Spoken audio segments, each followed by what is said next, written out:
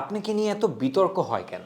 নিউজে হেডলাইনে আমার নাম থাকলে মনে হয় মানুষ নিউজটা একটু বেশি ক্লিক করে, ভিউজটা একটু বাড়ে। আপনার রেট কত? ক্যামেরা বন্ধ করলে বলতে পারবো। রায়হান রাফির বডি শেমিং এর জন্যই কি দিঘি চিকন হয়েছে? সে বলার পরে শুকিয়েছি ব্যাপারটা এরকম কিছু না। দেলোয়ার জাহান ঝন্টুর সাথে কি নতুন কোনো কাজে দিঘিকে দেখা যাবে? Hopefully not. আপনার কয়জন বয়ফ্রেন্ড ছিল? একজনও না। কোন পরিচালকের সাথে কাজ করতে আগ্রহী? গিয়াসুদ্দিন সেলিম, আশফাক নিপুণ, আরিয়ান, আরও অনেক। লাভ অর মানি কোনটি বেছে নেবেন? লাভ উইথ মানি। ইন্ডাস্ট্রিতে কোন নায়িকাকে ওভাররেটেড মনে হয়? ওভাররেটেড কাউকে মনে হয় না এখনো পর্যন্ত, কারণ এখন এত ট্যালেন্টেড সবাই, ওভাররেটেড জিনিসটা মনে হয় নাই। এমন একটা উপদেশ যেটি আপনি আরো 5 বছর আগে পেলে ভালো হতো। আমার মা থাকলে আমাকে যে উপদেশটা দিত, এটা 5 বছর আগে কেন, এখন হলে আরো অনেক ভালো হতো। মিডিয়ার সিন্ডিকেট কিভাবে মেইনটেইন করেন? মেনটেনই করি না, যা মন চায় ওইটাই করি, যা বলতে ইচ্ছা করে ওইটাই করি। ইন্ডাস্ট্রির কোন জিনিসটা পরিবর্তন করতে চান? সিন্ডিকেট উধাও করে দিতে চাই, সবাই যাতে ফ্রিলি কাজ করতে পারে দম নিয়ে। দিঘি কোন ধর্মের অনুসারী? মুসলিম। একজন নায়িকা না হলে কি হতেন আপনি? Entrepreneur most probably. কোন 3টি জিনিস ছাড়া বাসা থেকে বের হওয়া ইম্পসিবল?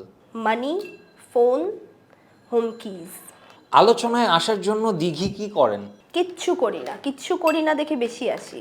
ইদানিং প্রকৃত অভিনয়ের চেয়ে অশ্লীলতার চর্চা করে সিনেমাগুলো বেশি চলছে কেন? যারা ভালো গল্প চুজ করে, ভালো গল্প বানায়, তারা ভালো গল্প নিয়ে প্রমোট করে, এবং যারা করতে পারে না তারা হিপোক্রেসির মধ্যে ভুগে, এই জন্য পারে না। বাংলাদেশের কোন নায়ককে আপনার কাছে হ্যান্ডসাম লাগে? অনেক নায়কই লাগে, সালমান শাহ থেকে শুরু করে Shakib Khan, Arifin Shuvo, Siam, Roshan, all are very handsome.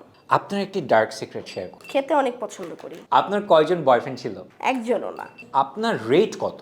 As a person rate করবো 7, and if you asking me the remuneration, তাহলে ওটা ক্যামেরা বন্ধ করলে বলতে পারবো। আপনাকে নিয়ে এত বিতর্ক হয় কেন? নিউজে হেডলাইনে আমার নাম থাকলে মনে হয় মানুষ নিউজটা একটু বেশি ক্লিক করে, ভিউজটা একটু বাড়ে। এই জন্য আমার নামে যে কোনো একটা কিছু বলে দেওয়াটা মনে হয় তারাই অনেক স্বাচ্ছন্দ্য বোধ করে।